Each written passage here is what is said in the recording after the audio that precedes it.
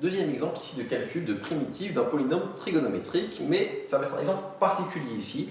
On va pouvoir aller plus vite que dans l'exemple précédent. Alors, avant de faire la moindre chose, si vous voulez refaire linéariser formule de l'air et calculer les primitives, vous pouvez vraiment faire comme dans l'exemple précédent. Mais nous, on va avoir une autre méthode qui va être plus rapide pour le coup. Pourquoi est-ce qu'ici on peut faire une autre méthode plus rapide? Parce que dans l'un de mes produits, j'ai une puissance impaire. Dans l'exemple précédent, je n'avais aucune puissance impaire et donc la méthode que je vais faire ici ne fonctionnerait pas. Par contre, ici, la méthode que je vais vous proposer va fonctionner. Alors, on va écrire, nous ce qu'on veut, c'est donc une primitive ici, primitive de cosinus x au cube fois sinus carré x dx. Je rappelle la notation, quand je ne mets pas de borne, ça veut dire que je calcule une primitive et pas une intégrale. La méthode, on est dans la section, dans le paragraphe changement de variable, du coup, la méthode, ça va être de faire un changement de variable. Qu'est-ce qu'on va faire? On va observer où est notre puissance impaire. Donc là, j'ai 3 qui est impair. Comme 3 est un nombre impair, je vais faire le changement de variable suivant. Alors attention, comme la puissance impaire est sur le cosinus, la puissance impaire étant sur le cosinus, je vais poser u ou t, bon j'ai mis u, égale sinus. Attention, il faut inverser par rapport à là où il y a puissance impaire. Donc la puissance impaire étant sur le cosinus, je pose u égale sinus. Si la puissance impaire avait été sur le sinus, j'aurais posé u égale cosinus. Okay, et si la puissance impaire est sur les deux, on fait comme on veut. Je vous laisse, une fois que vous avez compris la méthode, vous pourrez essayer de réfléchir quand la puissance impaire est sur les deux à qu'est-ce qui est le plus efficace et le plus rapide. Mais en tout cas, quand la puissance impaire est sur les deux, on fait comme on veut. Et du coup, si on n'a pas de puissance impaire, on fait comme dans l'exemple précédent, on linéarise les polynômes trigonométriques grâce aux formules de l'air. Du coup, je vous rappelle les réflexes. Quand on pose un changement de variable, u égale sinus x, on va poser, on va calculer du. Du, c'est quoi? C'est la dérivée de sinus. Dérivée de sinus x, c'est cosinus x dx. Là, ce qui va se passer, c'est que pour faire ce changement de variable, je vais d'abord modifier un peu cette expression. Je vais faire apparaître de force ce cos x dx qui est ici. Comment? Mon cos cube x, je vais le séparer en deux. Je vais dire que c'est cos carré fois cos x.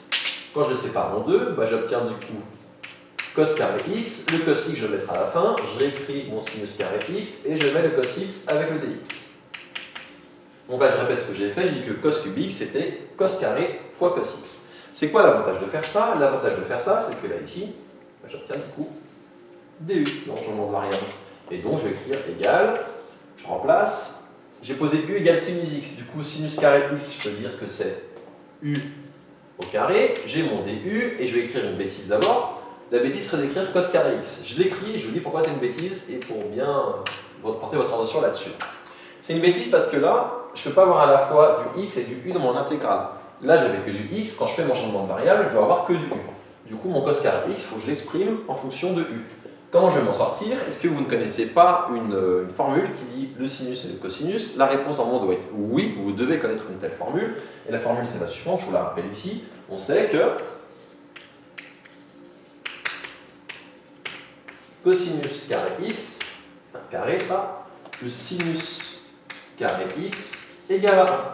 Comment on sait ça? Comment on va faire pour exprimer maintenant le cos en fonction du sinus? On peut donc dire que cos carré x, ça vaut 1 moins sinus carré x. Alors là, je pourrais m'arrêter là parce que moi, ce que je veux, c'est cos carré. Je peux donc dire que cos carré, ça vaut 1 moins u carré, vu que sinus, c'est u, donc j'ai 1 moins u carré.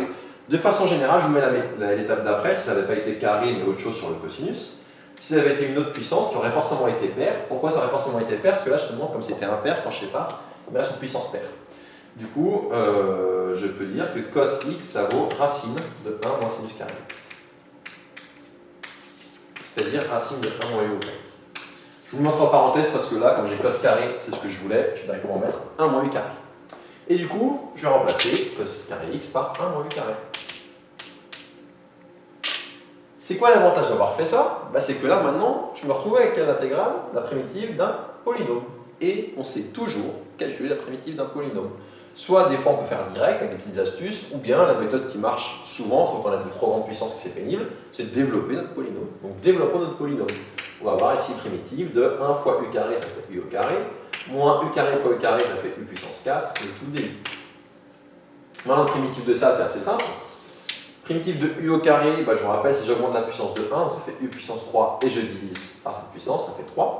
Moins, j'augmente la puissance de 1, ça fait u puissance 5, et je divise sur 5. Et j'ai presque fini, qu'est-ce qu'il va me rester à faire? Je vous rappelle qu'on fait un changement de variable, on a deux réflexes normalement, c'est de calculer du coup le DU et de changer les bornes dans le cadre d'une intégrale. Là, comme je n'ai pas une intégrale mais une primitive, je n'avais pas de borne à changer, mais par contre, à la dernière étape, il faut bien que je pense à rechanger mon U qui vaut sinus x, je vais remplacer tous les U par sinus x. Et je trouve donc sinus cube x sur 3 moins sinus 5x sur 5. Et ça termine ce calcul. Donc vous voyez que c'est vraiment beaucoup plus rapide qu'en faisant une linéarisation, et donc ça marche quand on a une puissance impaire. Pourquoi ça marche quand on a une puissance impaire? Parce que quand je vais séparer mon cos cube avec cos carré fois cos, comme j'avais au départ une puissance impaire, je vais me retrouver ici avec une puissance paire, et cette puissance paire va tout le temps faire sauter ma racine carrée dans l'étape qui vient après. Donc c'est pour ça qu'une puissance impaire, ça ne fonctionnera pas. Une remarque, comme je vous l'ai dit, si vous faites avec Euler, ça va marcher aussi, mais si vous faites avec Euler, vous n'aurez pas exactement le même résultat, vous n'aurez pas de puissance, mais le résultat que vous trouverez, il sera égal à celui-ci, ou en tout cas une constante près, mais je pense qu'il sera carrément égal au résultat que vous avez trouvé ici. Okay, donc voilà qui termine ici ce calcul de primitive.